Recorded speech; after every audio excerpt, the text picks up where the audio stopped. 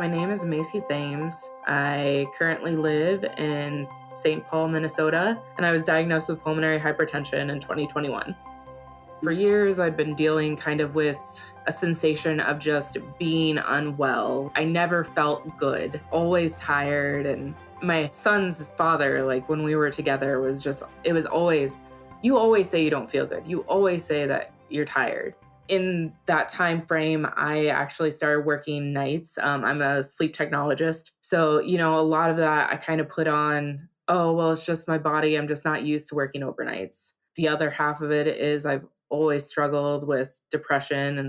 And, with that comes a lot of fatigue. I just kind of kept pushing through it, thinking it's just me being lazy, being unmotivated. Maybe I'm not sleeping good enough. And, doctors, are just like, you need to lose weight, you need to exercise more. And not that I think that that was necessarily wrong, it just didn't paint the entire picture. So kind of the climax was in 2019, I was taking my son. We were going to Disney on Ice, and it was going to be this super fun thing that we were going to do together. And we're walking through the Skyway into the stadium, and we had to walk up this huge flight of stairs. And I just couldn't catch my breath. It was like there was no oxygen in the atmosphere whatsoever, like taking the deepest breaths you can think of. And I just starts at my peripheral getting dark and just completely black out. And I wake up on the floor and got this crowd of people around me asking me if I'm okay. My partner at the time, he was on the phone with 911. And end up going to the ER and had to get my skin glued back together because I'd gotten a pretty good gash above my eye. And they're just kind of like, well, sometimes people just pass out.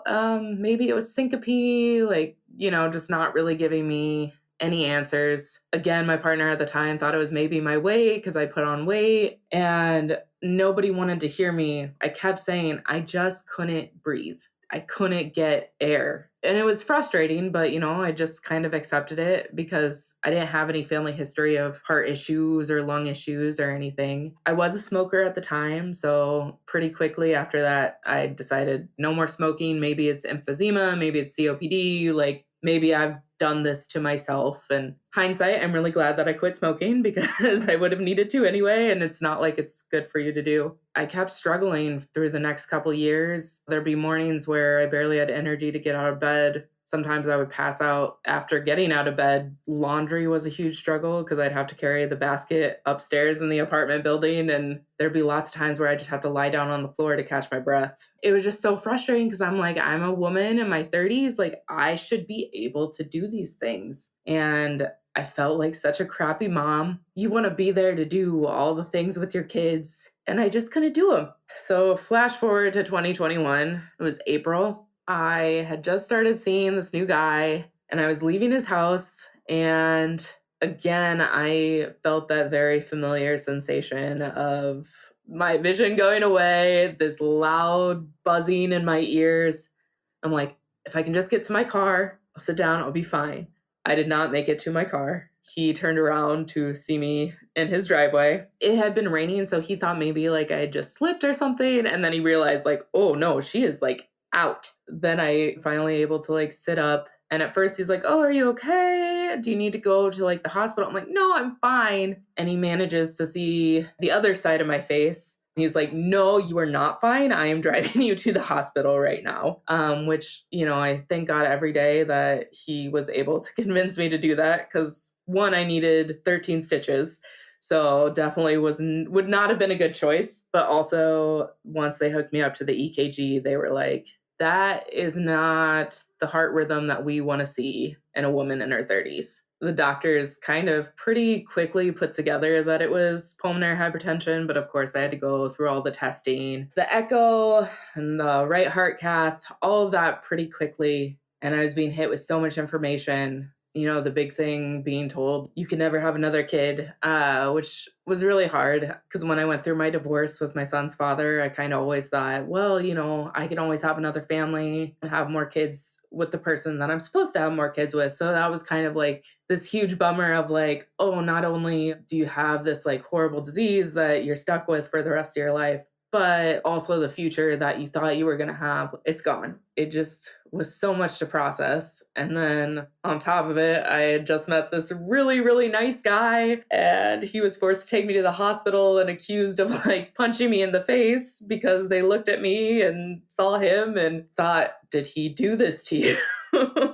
And so I just really thought I was never going to see him again. And luckily, I could not have been more wrong, because he has been my saving grace through this all. Again, when I got my central line and I have this stupid pump that has my medication, I'm like, oh, like, he's not going to have to deal with all of that. Like, and just holding my hand through it all and never making me feel like I'm less of a person or that I'm broken in any way. It's hard for anyone to deal with, but someone who, didn't have a lot of stock in the situation, kind of from day one, that's what he's had to deal with and go through it all. And it's letting go of the future I thought I was going to have was hard, but realizing how much better the future that I meant to have, like, has kind of made it all okay, having to deal with all this. So that's kind of where I'm at. The one good thing that's happened on top of all of that is now, after over a year and a half with the IV medications, my heart was very enlarged when I was diagnosed. And I was also in heart failure, like a lot of people are when they're diagnosed as severe as I was. But I've reacted super, super well to the medications, and my heart has gone back to normal.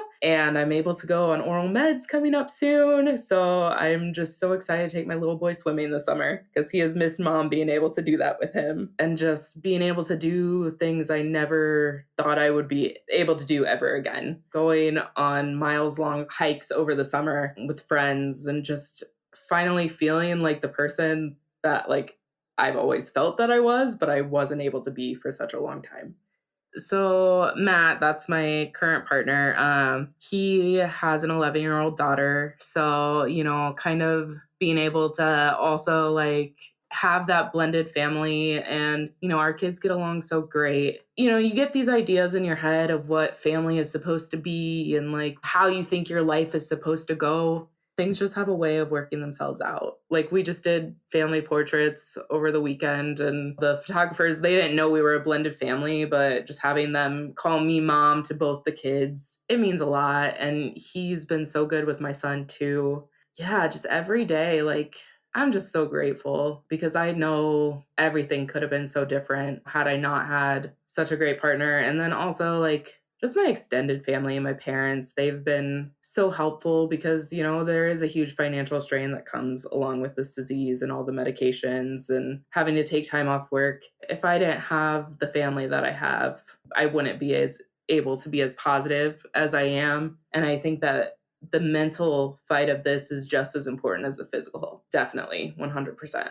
When I was first diagnosed, I struggled with, am I going to be around to watch my son grow up? And that was my biggest fear, because I just didn't want him to have to grow up without me. And making all the plans that if I did pass, that he would be able to remember me, talking to friends and being like, if I go, I need you to still be in his life, so he has that connection to me, that he knows who I am, that he knows that I loved him. That's hard to prepare for. That's hard when your kid is 5 years old and you're thinking about prom and high school graduation, and if they get married, if they go to college, and missing out on all of those things. And slowly, as I've gotten better, especially talking to my doctors and everything, they're very optimistic.